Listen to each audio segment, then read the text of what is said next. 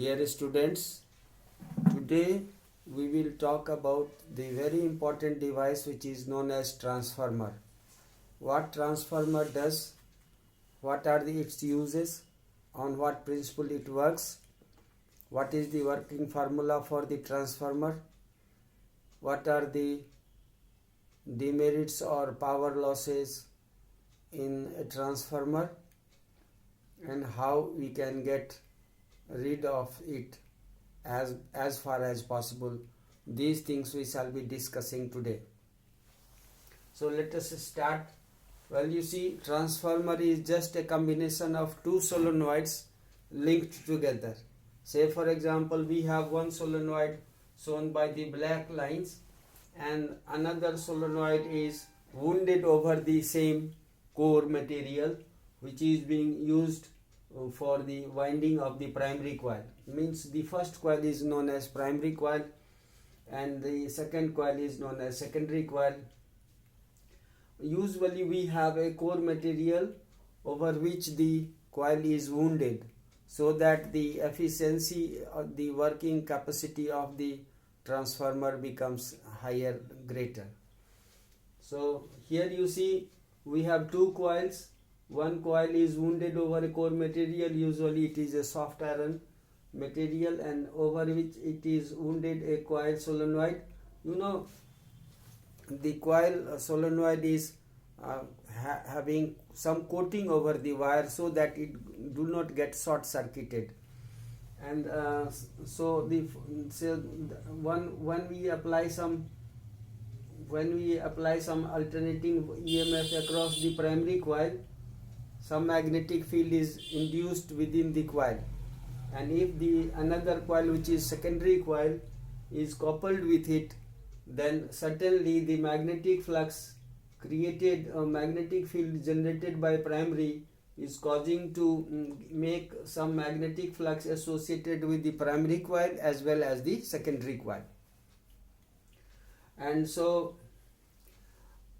if we recall the basic definition for the flux is nothing but magnetic field into cross-sectional area into number of turns. So here you see, if the first primary coil is having some I1 current due to some alternating EMF applied across the primary coil, then the magnetic field produced by the primary coil will be given by B is equal to mu 0 Ni if we have some air as core medium. But in case if we don't have air as core medium, we have some another medium, we will replace mu 0 by mu. So that is mu 0 is used for when we have air core medium between the coil. And so magnetic field is produced by the primary coil when some I1 current is allowed to pass through it. Here we have also assumed that cross-sectional area of both these coils, primary and secondary, and length of both these coils both are same. Only the difference between them is the number of turns per unit length are different. For primary we assume that it is N1, and for secondary we assume that it is N2. Means N1 number of turns are there in the primary coil in the unit length. So naturally the total number of turns will be L into N1, and that multiplied by cross-sectional area multiplied by magnetic field gives us the total magnetic flux associated with the primary coil, and that becomes finally, when you feed the value of B1 over here, you get mu 0 N1 A N1 square A L I1. We call it equation number 1. And so similarly in the for the secondary coil we have phi 2 is equal to B1 into AL N2, because in this case for the secondary coil we have number of turns N2 and we are taking cross-sectional area and length of this secondary coil same as we have taken for the primary coil. So magnetic flux associated with the secondary coil will be, we put the value of B1 and we get mu 0 N1 I1 into AL N2. Now when we divide equation 2 by equation 1, what you see that we get phi 2 by phi 1 is equal to n2 by n1. And when we rearrange n1 and n2 cross multiply, we have n1 phi 2 is equal to n2 phi 1. And when we differentiate both these sides, you see n1 and n2 are constant, so they will come out, and we are left with d phi 2 by dt into n1, and on the right hand side we are left with n2 into d phi 1 by dt. For d phi 2 by dt we can write EMF across the secondary coil, that is E2, and for d phi 1 by dt we have EMF across the primary coil, that is E1.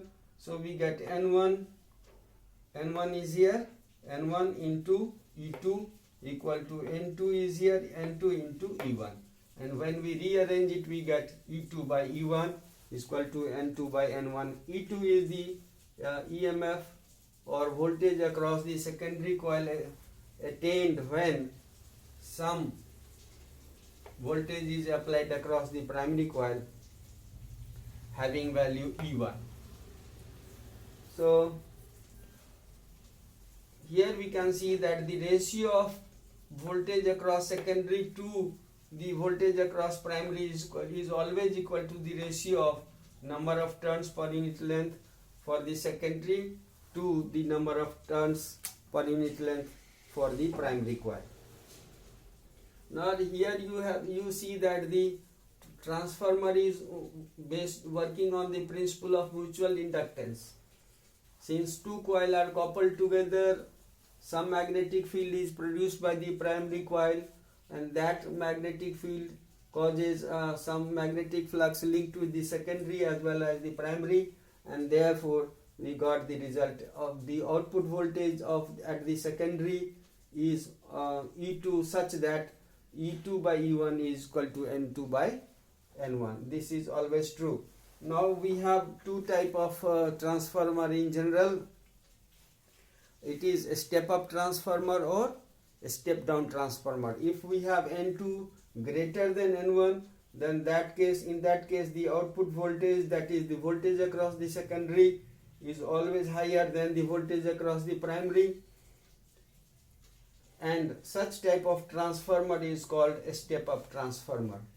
Now the converse, if N1 is greater than N2, then in that case the output voltage at the secondary is lower than the voltage applied across the primary, and therefore that transformer is known as a step down, means reducing a step down, getting lowered, a step down transformer.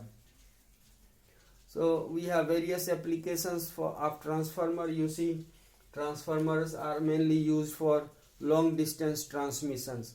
What happens when you send electricity from one place to another? There is a heating loss in the wire through which the current is being traveling from one place to another.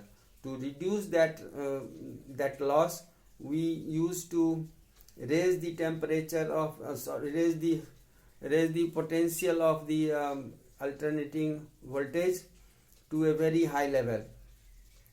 Due to this, what happens, the current flowing through the wire becomes very low, and as a result the heat loss, which is heat is equal to Joule's formula is H is equal to I square RT. So if I reduces say half times, the power loss reduces 4 times, 1 by 4 times. So that means the power loss is reduced drastically. Higher is the voltage, smaller is the loss of power due to transmission of electrical energy from one place to another. So this is the one major application of transformer, and apart from this, transformers are very much handy to raise the voltage or reduce the voltage as per our requirements. So therefore it is that way useful, and also it sometimes it acts as a buffer circuit, means for example, if one circuit is very delicate, then we usually insert a transformer in between, so that whenever there is voltage fluctuations and some harm is possibly possible, then in that case the transformer which is in between these two circuits will receive the jolt and receive the damage and save the delicate circuit whatsoever we want to protect. So these are the two main uses of transformer. Finally we got that 3: transmission, lowering or raising the voltage, and use a transformer used as a buffer. So these are the 3 main applications of transformer. Now see, we will talk about the losses in power losses in a transformer. There are mainly 4 types of power losses in transformer. First is the copper loss, another is iron loss, and third is the hysteresis loss, and fourth is the magnetic flux leakage loss. So what is copper loss? You see, whenever we have a solenoid, it is made of coil, and coil is having some resistance, so some current flows through the coil, and that means the coil is getting heated, some loss of energy is taking place over there. That is called copper loss. To reduce this copper loss, what we need to do is we use the copper wire used for making the solenoids of less resistance, means thicker wires are used. That means thicker is the wire, lesser is the resistance, and lower will be the heating loss, which is called copper loss.